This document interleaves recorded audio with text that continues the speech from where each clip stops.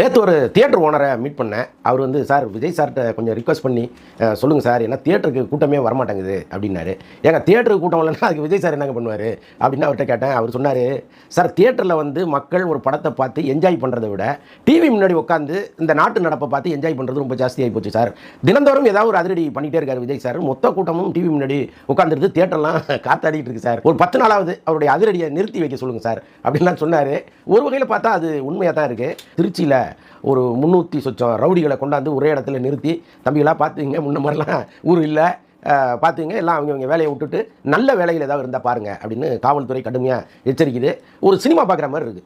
அப்படி வந்து இந்த முதல்வன் படத்தில் நடக்கும்ல அடுத்துன்னு அந்த படம்லாம் பார்த்துட்டு நான் சங்கர்கிட்டே கேட்டிருக்கேன், சார் இதெல்லாம் சாத்தியமாக சார், என்ன சார் நீங்கள் ஒரு கற்பனைன்னா ஒரு அளவு வேணாமெல்லாம் கேட்டிருக்கேன்.